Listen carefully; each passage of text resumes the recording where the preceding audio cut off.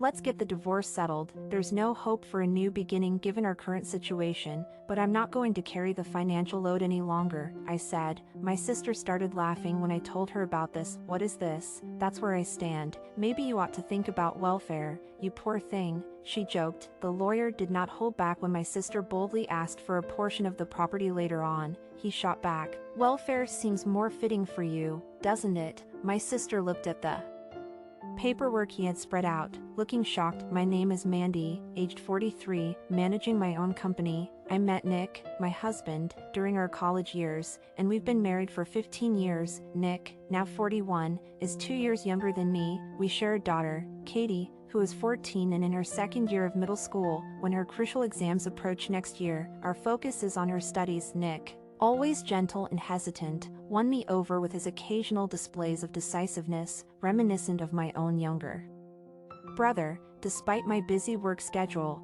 he never complained, supporting me unwaveringly. His proposal, amidst his usual indecisiveness, gave me confidence in our future together. Our marriage has been blessed with Katie, and we've enjoyed a harmonious family life. Until now, we've never faced major disputes or thoughts of separation. However, our tranquil life was disrupted when my sister, Hillary, unexpectedly showed up with a suitcase, seeking temporary refuge, alongside my younger brother. I also have an older sister. Despite being siblings, my sister and I have never seen eye to eye, from snatching my new toys and swapping them with her old ones to even stealing my high school sweetheart. She always seemed to assert her dominance over me. In an attempt to escape her influence, I enrolled in a different university, determined to carve my own path.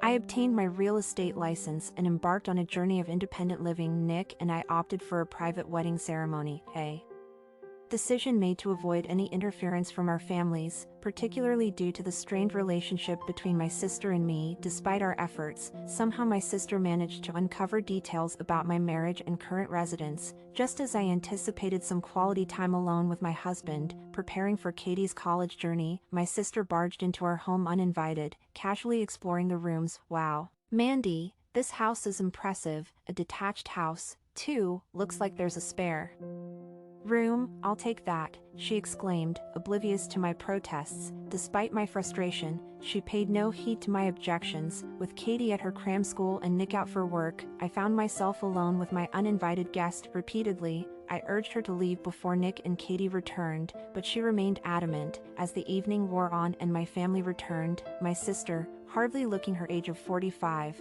put on a coy demeanor, introducing herself to Nick. Pleasure to meet you. I'm Hillary, Mandy's sister, she said, with an air of faux innocence. Mandy, why didn't you tell me you married such a handsome man? It would have been nice to be informed, at least. Despite my attempts to maintain privacy, Nick was aware of my sister's intrusion, having heard of her through my accounts. Nick, though initially intrigued, seemed somewhat perplexed upon meeting my sister in person. However, I couldn't help but notice a glimmer of enchantment in his eyes as he interacted with her. When Katie arrived home, she was understandably confused by the sudden intrusion of a stranger into our household. Despite my objections, my sister adamantly insisted on staying, citing her recent job loss and financial struggles. Even as I highlighted Katie's upcoming exams as a reason for her to leave, Nick seemed to disregard my concerns and engaged in discussions with my sister on his own. I've heard about you from Mandy, but it's okay. It's okay. Mandy was avoiding me, so you were just following suit,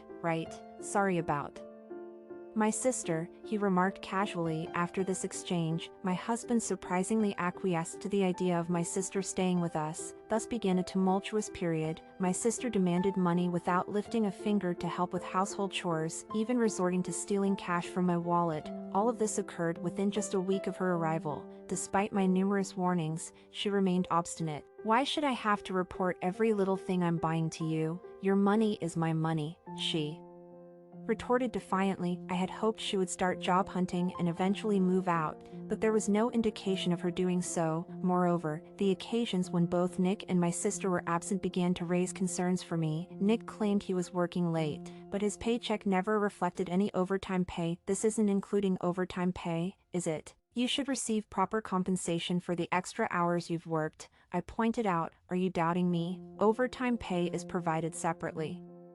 From the salary, so there's no issue, he snapped back, his face turning red with anger. Witnessing Nick's outburst was a shock to me, marking a turning point in our relationship. From that moment on, I couldn't shake off the growing sense of crisis in our current life. Meanwhile, my sister's presence at home led to escalating expenses, sometimes surpassing even Katie's school fees, which was deeply frustrating for me. I returned to my parents' house to address the situation. They apologized for their oversight, acknowledging their role in my sister discovering my marriage and current address. However, I couldn't solely blame them. It was my sister's relentless pursuit that led her to intrude into our lives. Driven by her longing for a connection with the family she felt distant from, she likely began her search for our address as soon as she saw our wedding photo. It dawned on me that her intentions might have been to disrupt my happiness once again. Doubts crept in about the authenticity of her story regarding being fired from her job. Could she have fabricated it to cause turmoil in my life? If so,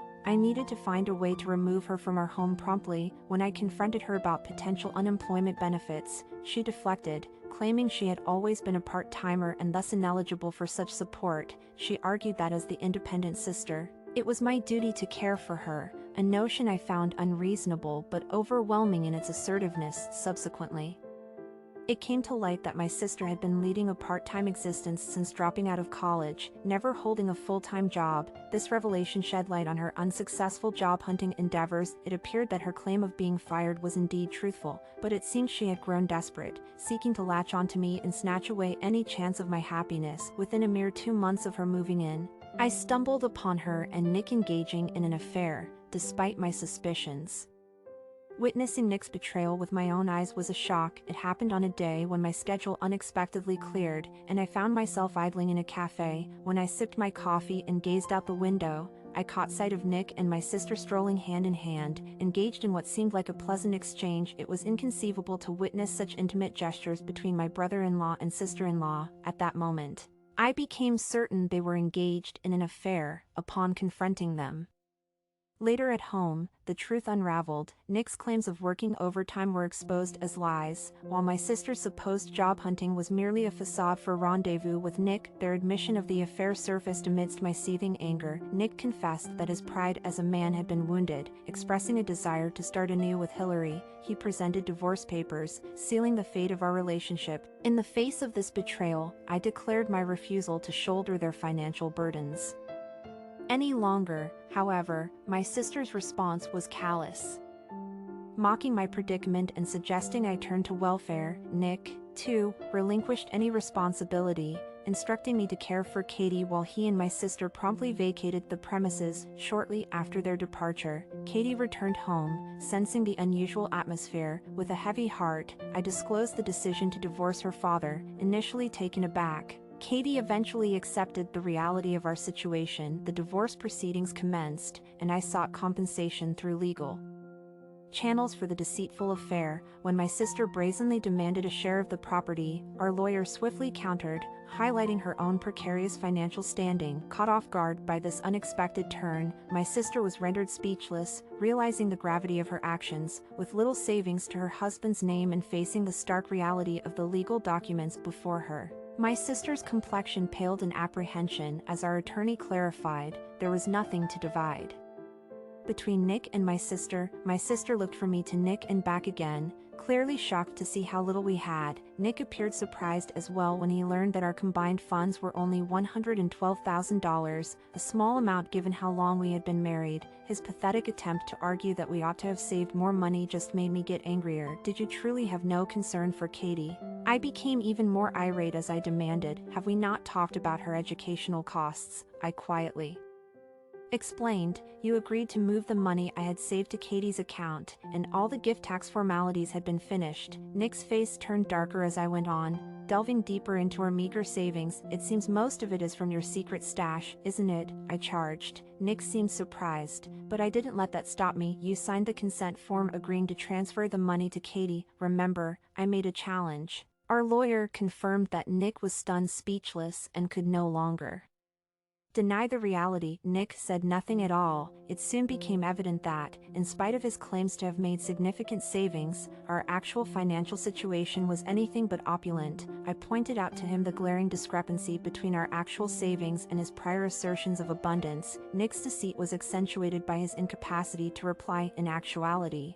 Nick had struggled throughout the years to make minimal contributions to our living expenditures due to his low pay and significant student loan repayments. We had decided that I would handle all of our daily costs while Nick concentrated on setting money up for our future, but even though I understood and was willing to take up the financial load, Nick's stingy spending habits were made quite clear when I saw his bank book. I was filled with a feeling of deceit, holding on to a tiny hope that maybe Nick had money hidden away somewhere. But that hope was dashed very quickly. Following the divorce, these kinds of things stopped mattering. When I observed Hillary's dejection about our meager savings, I grudgingly revealed yet another unsettling fact. Nikki, were you planning to quit your job? I paused, afraid of what might happen. I noticed that your paid leave has totally run out on your most recent wage statement. This seems like someone who may be thinking about resigning. It became clear that Nick, who didn't take many vacations, had unexpectedly used up all of his paid time off, a habit that's typically indicative of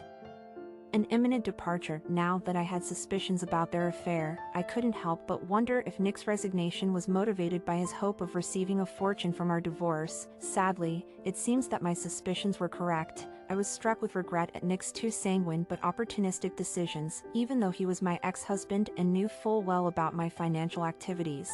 He had turned to adultery and was thinking of quitting. Nick was clearly embarrassed when I expressed my worries. Tension increased when the attorney made a pointed comment about welfare being more relevant to Hillary's circumstances. In a moment of panic, Hillary changed course and insisted that Nick be given his fair share while also demanding complete disclosure of all assets. Nick had an idea at that very moment and said, "My sister owns multiple real estates that should be divided." They requested that real estate be included in the property divide because they thought I was hiding it, but the attorney explained everything calmly. "Let's learn more before we get into property division," he stated. "Nick, you know that Mandy gets her money from her company's real estate holdings, right? An individual and a company are two different things. Mandy's business is her own property and is not divided among her holdings." This explanation clearly disturbed Nick and Hillary. The attorney went on, "Cars, houses, money, and savings are common assets when talking about property split.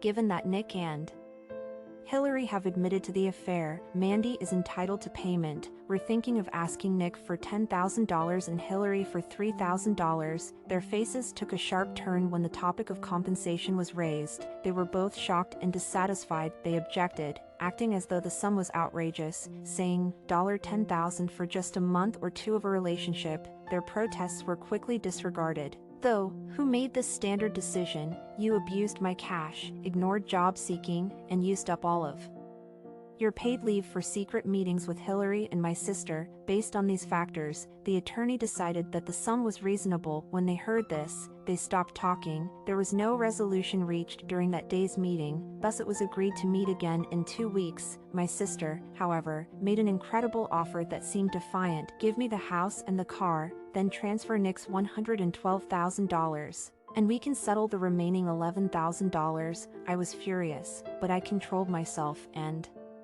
turned down my sister's ridiculous offer. There's still a mortgage on the house, and the car was purchased new just 5 years ago. Both are valuable assets, so your proposal would only result in a loss for me." In that moment, Nick intervened. "You own assets worth $170 million through your company, right? I don't know if you're some real estate mogul or what, but being so petty about money when you have that much is ridiculous." Their far-fetched arguments made me burst into laughter. Their unreasonable demands and lack of realism were astonishing. After regaining composure, I addressed them calmly. "Why do you two act like victims? Of course, I'm obsessed with money. My husband cheated and abandoned his family, and my sister stole him. If anyone's the victim, it's me. I deserve even more money for the sake of justice." They were stunned and taken aback. As the lawyer mentioned in our previous conversation, if they wanted to throw around legal terms, they should study up a bit more. I Own the house outright. I acquired it before we were married. The car will sell for a good price because it is new, in excellent shape, and hasn't had any violations or accidents. You ought to pay half of the car's evaluated value if you really want it. That is the norm, although the lawyer had only mentioned the common assets and made no mention of the car. My sister insisted that it should be included in the property distribution. The two cars, my $112,000 in savings, and Nick's concealed money should be the sole factors taken into account when dividing up this property. It appeared like Nick and my sister were clueless and had misinterpreted the circumstances. Nick eventually begged me for money so he could begin his new life, but I refused to accept their flimsy demands or excuses. Why should I encourage you to live? There's not even room for compromise because you are unable to pay child support. They finally completed the required paperwork after realizing that continuing to oppose me would be ineffective in light of my firm attitude. My sister persisted in calling me after the divorce and property partition procedures were completed, asking why Nick was in debt and insinuating that I should have been covering his living expenses. She was annoying me, but I was still gently explaining. Nick's chronic lack of money made it clear that substantial expenses had taken place. It was found that he had revolving credit that caused his credit card bills to skyrocket and that he had taken out loans totaling several $1,000s for opulent items. I responded with a half smile when my sister accused me of thrusting someone like that onto her. You're the one who stole him. However, I realized something else that I had neglected to mention before. My sister may find this to be an even more startling discovery. In addition to his debt problems, Nick had switched careers to work in construction. But the business he was referring to had hired him on a self-employed basis. He was therefore responsible for handling additional payments even though I had income tax and resident tax deducted for me. Because I had worked for myself for a long period, I was eligible for both the National Health Insurance Program and the National Pension. Naturally, I handled everything on my own, including resident tax. However, it appears that since changing professions a year ago, Nick has not paid his national pension. There was no problem there because I was the one who paid for our national health insurance when we got married. A national pension notice showed up at my house because of a mix-up. After requesting permission from Nick, I looked through the contents. It proved to be a notice of demand. I phoned Nick to ask if I could open the demand notice, and I explained that I've been paying my national pension, and I assumed Nick was doing the same. He sobbed, pleading for assistance. Is this the total cost of the national pension? I take it you're kidding. This is more than my pay will allow. Were we not once a family? Please assist me in some way. I gave him a harsh cutoff. What are you saying? Can the guy who ran away from his wife and child say that again? Nick was rendered speechless by my argument. Recognizing there was no use in arguing, my sister appeared to go blank with hopelessness over the phone as well. So that's how things stand. It's going to be up to you folks to figure it out, I said, hanging up. Their financial difficulties ultimately caused their marriage to fail, and they were divorced. My sister was left debt-ridden and alone after this occurrence, which resulted in her parents disowning her. Due to his inability to handle his money, my ex-husband had to file for bankruptcy. My sister and my ex-husband are currently receiving welfare. They should not be pitted because their comments have come back to haunt them. It is all their own fault. My kid and I are still living a happy and calm life together in the interim. She completed her high school entrance examinations with success, acquired new friends, and is having a good time. I'm going to continue putting in a lot of effort on behalf of my kid,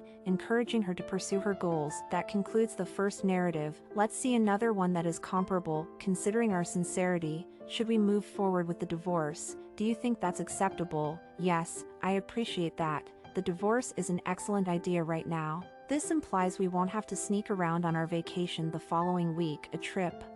Now that the pregnancy and divorce are ended, it seems like a wonderful time to take a trip. It will get more difficult to move around when the belly grows. We therefore made the decision to travel before that occurs. I was prepared to tell you, under false pretenses, that I have a business trip the following week. After learning of my husband's affair, we are getting ready to file for divorce. That's all right, though. My spouse and his partner seem to believe they can say anything in front of me. They began babbling about going on a trip and even that they were going to lie about it now that I had brought up the subject of divorce. Then their inexplicable behavior continues. What is this? After deciding to get a divorce, I moved out of my residence and am currently staying in a hotel. There came an envelope addressed to me. Completed divorce paperwork were inside when I opened it.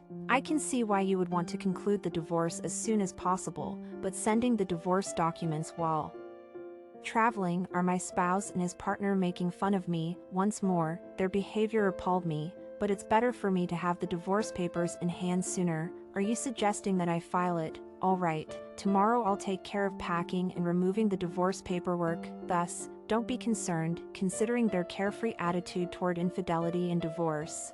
I made the decision to make them understand how serious what they are doing is. I'm a 36-year-old pharmacist named Mandy. People frequently assume that because of my age, I have a long marriage and children who are now adults. Still, I recently got married to my husband, Ben. Not even a year has passed. This marriage is referred to as a miracle by many, and I agree. Not only is it a marvel that I'm married at this age, but my spouse is 10 years younger and quite attractive. I proudly displayed pictures of my hubby when I announced our marriage. That it was at work that an elderly woman like myself and a young man met. At work, there are a lot of women, and I'm not really proactive. Young males also don't often visit the pharmacy because the majority of its patrons are senior. I realized I was older than 30 since I had no interactions. I used to think that I wanted to be married, but I also thought that being single was okay because I was happy with my career. After telling myself this for around 2 years, I unexpectedly found myself in a relationship. Please pardon me, I will take your prescription. At that time, my 24-year-old husband visited the pharmacy where I work. He arrived to pick up his medication after becoming engaged in an accident as a salesperson while traveling for work. We ladies backstage were chattering eagerly about a lovely man who came in, as young men don't usually come to my pharmacy, but my co-workers were all married, and it didn't seem possible that a young man would be attracted to me. For pure visual enjoyment, we gazed at my spouse as though he were a famous person on television. Therefore, despite the fact that I thought my husband was handsome, I just gave the medications to him and finished the transaction as normal. He kept coming to my employment for a while after he started taking medication. I apologize, but I will take your medication as usual. I only spoke with my husband about work-related matters. My spouse had visited the pharmacy 3 times to pick up his prescription drug. My husband definitely won't be visiting the pharmacy for much longer because his treatments are almost done. With the prescription in hand, I proceeded to retrieve the plaster, thinking this might be the last time I get to gaze upon him. There was a sticky note on the prescription, and I saw it. I assumed it might be a work-related number because the sticky note contained alphabets and numbers when I was looking for the plaster, but there's never a sticky note with extra instructions.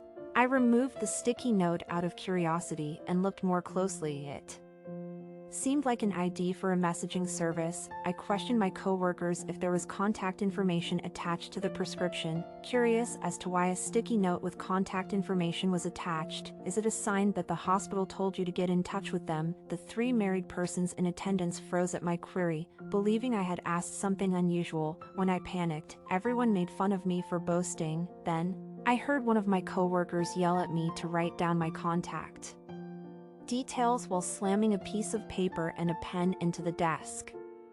That's when it suddenly dawned on me that my husband's contact was the ID scribbled on the sticky note. I wasn't inherently slow or an airhead. It wasn't that I wanted to brag about gaining his contact information. I was astonished that my spouse would provide me with his contact details. Having grasped the circumstances, I quickly jotted down my contact information and, under pressure from all, returned to my spouse. Sorry for the delay. Here's your item for this time. Keeping my cool, I handed him the plaster and said, "Thank you," and he took it as usual. All that had changed was that I'd slipped a slip of paper containing my contact details into the plaster I gave him. That evening, when I stared at my smartphone's black screen on the table, I debated whether or not to call my spouse. Specifically, I wanted to get in touch with him but was unable to find the confidence and kept thinking up excuses to put it off. I was startled when my smartphone suddenly turned on and vibrated on the table. My spouse sent me a message inviting me to a supper. Naturally, I had no grounds for rejection. My spouse continued to ask me out after that, and we began dating before getting married 2 years later. I questioned why he, a young man, would provide his contact information to an older woman like me when we first started dating. I didn't know how old you were until our first dinner date.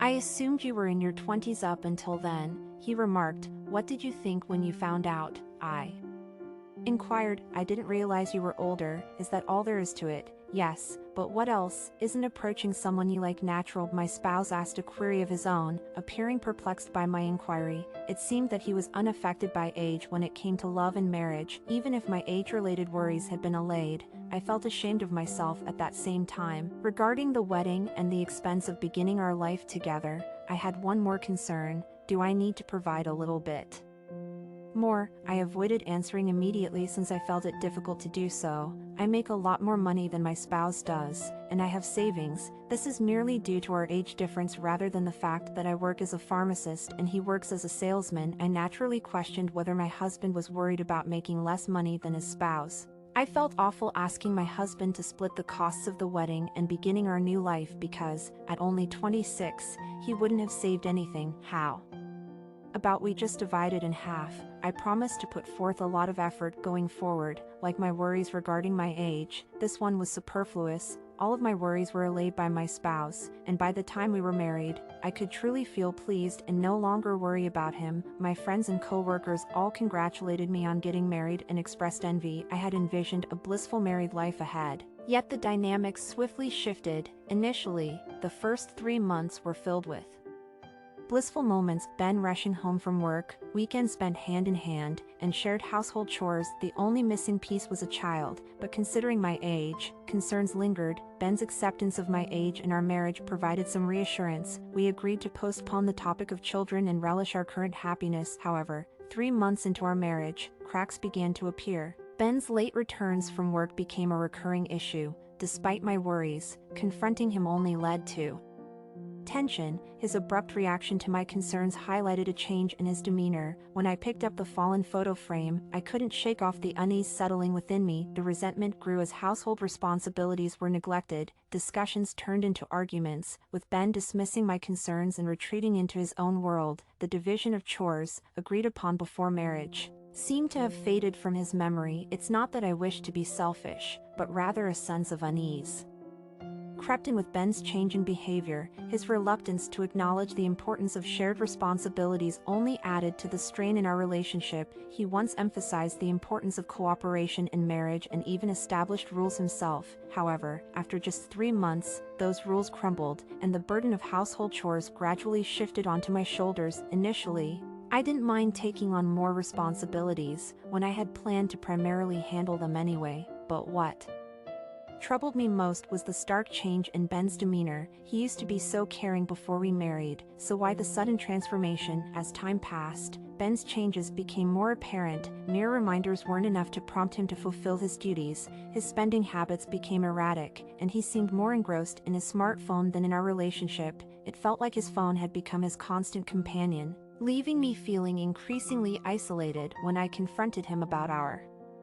financial situation, he brushed me off, retreating further into his digital world. His absence grew more pronounced, both physically and emotionally. I couldn't help but wonder if his behavior stemmed from resentment over my higher salary or frustration about our inability to conceive. When he had hinted before, in hindsight, I questioned whether I had taken his concerns for granted and whether I should have been more considerate. However, any self-reflection seemed futile when, a few days later, I witnessed a sight that shattered whatever trust remained. Peering out of a cafe window, I saw Ben walking hand in hand with a young woman into an obstetrics and gynecology clinic. The shock was palpable, leaving me grasping my coffee cup with trembling hands. I had a sinking feeling that something might be amiss. It wasn't mere chance that led me to spot Ben. The friend who had invited me to the cafe happened to work as a nurse at the clinic Ben and the woman had entered, aware of Ben's face and name from a photo I had shown her before. She discreetly informed me,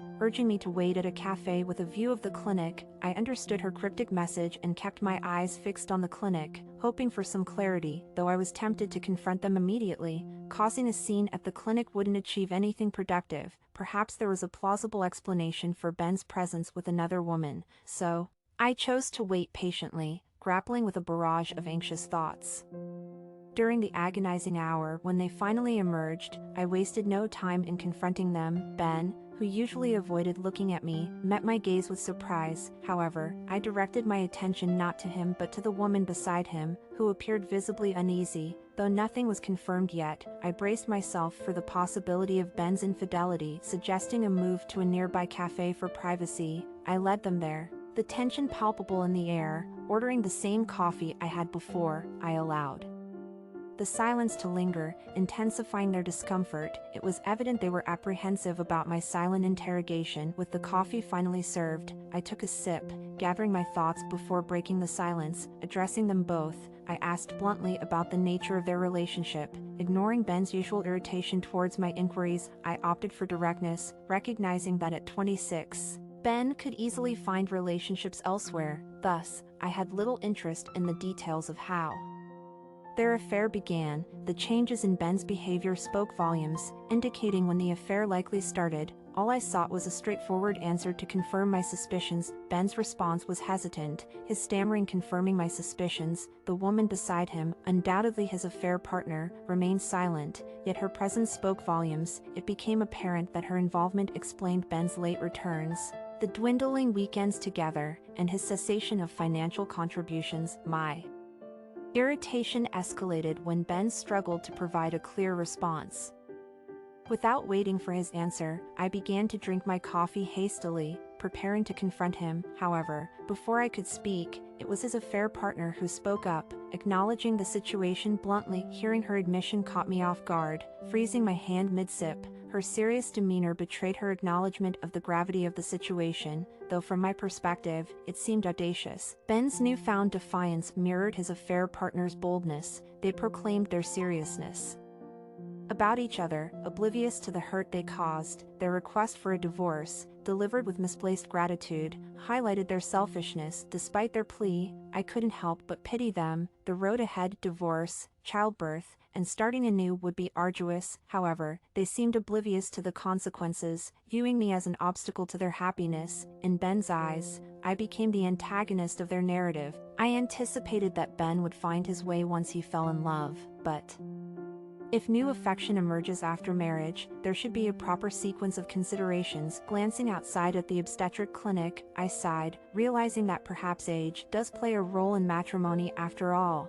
This isn't to vilify marriages with an age gap, it simply underscores the need for caution when uniting with someone whose emotional maturity mirrors that of a youthful infatuation. Now that their affair and impending parenthood are no longer secrets, I find myself contemplating being the one to initiate a divorce. However, witnessing their nonchalant attitudes, devoid of remorse, only fuels my frustration. I cannot simply stand by and let them waltz through life's challenges with a carefree mindset. Before attempting to make them grasp the gravity of their actions, I must first convey my willingness to pursue a divorce. I understand you both are serious, so, shall we proceed with the divorce? I proposed. Is that okay? I added. Yes. Thank you, they exclaimed, embracing each other boisterously enough to attract attention in the cafe. I wished they'd remember our surroundings, as their jubilation left me feeling conspicuous. It's a convenient time for the divorce, isn't it? One of them remarked. Ah, this means we can go on our trip next week without the need for secrecy. A trip? I inquired, caught off guard. Yes, we settled the matters of pregnancy and divorce today. It's an opportune moment for a trip, wouldn't you agree? They elaborated, especially before the belly grows too large for comfortable travel. I felt my grip weaken on the cup, shocked by their casual discussion in front of me. Now that the topic of divorce had been broached, their chatter about an upcoming trip, even planning to deceive for it amidst our pending divorce proceedings, struck a chord within me. You know, there are matters we need to address. Can't the trip be postponed? I queried. That's a bit much, asking us to cancel now. Let us have this trip, at least, they retorted. I sighed. Perhaps the deepest sigh of my life. It seemed their priority lay with the trip over the impending divorce. Do you even comprehend that the reason for the divorce is because of you two? I interjected. Let's swiftly settle what needs to be addressed. What do we need to decide? Quickly, what needs to be decided is the division of property and compensation for the affair, I suppose, since the apartment is rented. It's simply a matter of determining who stays. I don't plan to remain, so I'll be the One to vacate, I stated. How much is the compensation for the affair? Hannah, can you look it up? Ben instructed, as his partner obediently began searching on her smartphone. What an irresponsible discussion, I thought. However, I resolved to observe them warmly to convey that divorce isn't as straightforward as they believed. The internet says it ranges from $5,000 to $30,000. Does it truly cost that much? Ben inquired. Can we settle for $5,000? His partner chimed in. I'm no legal expert, but that might be insufficient, I interjected. The compensation can be determined after the divorce. What's more pressing are matters concerning our future lives, such as property and finances. I see, you're leaving the house. Then, Hannah and I will reside there. I'll depart shortly after. I'll move my belongings out while you two are away. Ben decided. Next is the division of property. Correct, that's just our savings. As we've only been married for about 6 months, splitting it evenly should suffice. Ben proposed. That sounds agreeable to me. I replied, inwardly pleased that I managed to steer the conversation in the direction I desired without much resistance. Divorce discussions aren't to be rushed, I reminded myself, borrowing an A4 sheet and a pen to draft a simple document outlining our decisions. The document I prepared stated plainly that we were divorcing due to Ben's affair, and our property would be divided evenly. Unaware of its contents, Ben signed my handwritten agreement, which, to my relief, held some legal weight. Carefully, I took it from him without folding it. I'll head back first to pack up. Take care. All right. Thank you for the divorce, I said with a smile, leaving the shop. The following week, I was still in search of a new home, residing in a hotel. Today marked Ben and his affair partner's departure for their trip, and I planned to organize the old house with movers tomorrow. As I checked my schedule at the hotel, contemplating the workload ahead, the front desk notified me of mail. Receiving just one envelope, I opened it to find completed divorce papers inside. While I understood the desire for a swift divorce, sending the papers during their trip left me dismayed. Nevertheless, having the papers beforehand proved advantageous. You want me to file it? Huh, okay. I'll take care of filing the divorce papers and moving out the luggage tomorrow, so don't worry. I muttered to myself, imagining Ben's reaction to tomorrow's plans brought a sense of satisfaction. I anticipated his surprise upon returning home, likely prompting an immediate call from him. 2 nights later, when I relaxed in the hotel, I received a call from my ex-husband. Hey, what's going on? Everything in the house is gone. That's not true, right? He exclaimed. I couldn't help but laugh, picturing his flustered expression. From the other end of the phone, I could hear the panic in his affair partner's voice. Their frantic search around the house was understandable. I dumped my belongings in a storage unit and sold everything non-essential to you, I explained calmly. Since you sent the divorce papers, the divorce is finalized, so I made sure to split the property in half for you. Their protests rang hollow. Why would you do this? You better compensate for everything, Ben demanded. I merely followed our agreement. Furniture and appliances are marital property, right? We agreed to divide them equally instead of assigning specific items, I replied coolly, ending the call. So, I sold everything and turned it into cash. Isn't your clothing on the living room floor? Isn't there any money on top? I heard hurried footsteps through the phone, indicating Ben's rush to the living room. Then, after a moment of realization, as if he had knelt on the floor, my ex-husband muttered in a barely audible, frail voice, what, $300 and some change? All the household items sold for this amount. That's accurate. When we moved in together, we brought some appliances from our respective houses, right? So many things sold for very little money, some were even paid for removal. I gently explained that the majority of the random items were disposed of since they could not be purchased. The sound of coins clinking reached my ears, as though Ben's hand had gone limp and he had dropped them. Even I thought the $600 that came from selling everything completely was a little too little. But that's what happens when you utilize a recycling shop carelessly. We could have received a little bit more money if we had used an internet auction or a thrift store that sold appliances and furnishings. But getting the best price wasn't the goal. My goal was to deprive my ex-husband of everything he needed and give him as little money as possible, so I used a recycling shop carelessly. How am I supposed to live in a place that looks like it's waiting for a new tenant? Ben objected. That is not an issue for me. On this, didn't we agree? Half of the property is divided after a divorce.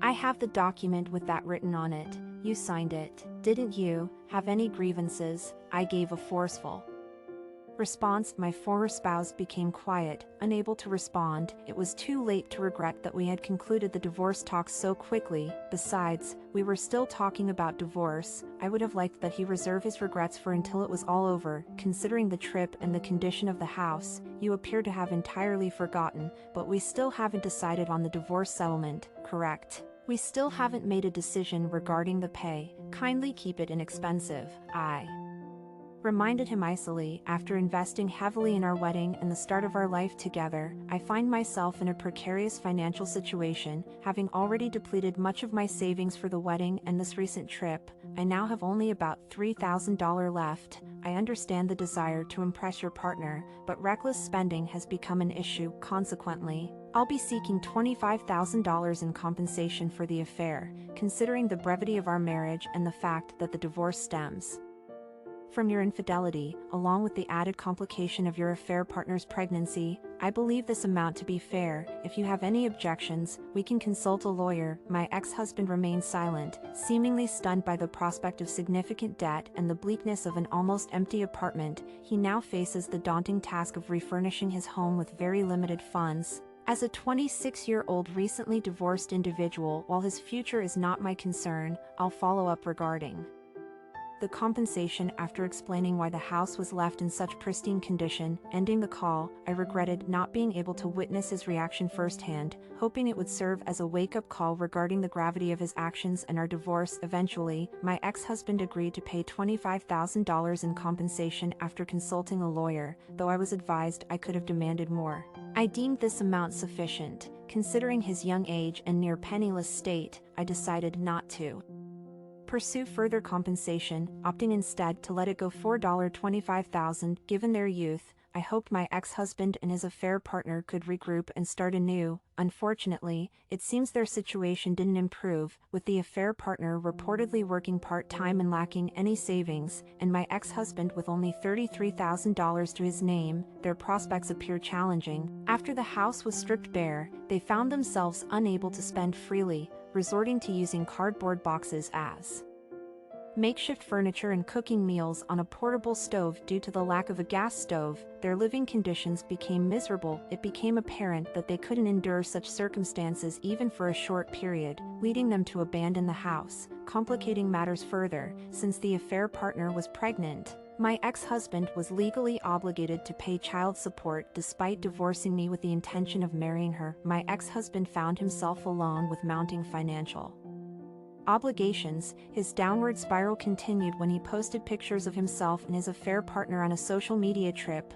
publicly announcing his divorce from me to marry her. This sparked a barrage of inquiries about his divorce and remarriage at his workplace. Even though he attempted to dodge questions about the breakup, rumors about the affair, pregnancy, compensation, and child support began to circulate, tarnishing his reputation. With his professional standing compromised, my ex-husband couldn't sustain his job and eventually resigned. Now, he must swiftly find new employment to cover the costs of the affair compensation, child support, and basic living expenses. While being passionate and forthright in love is often regarded positively, my ex-husband's actions and current predicament prompt reflection. This experience has taught me that some individuals are better suited to love than others, and there exist diverse sources of happiness beyond love and marriage. For now,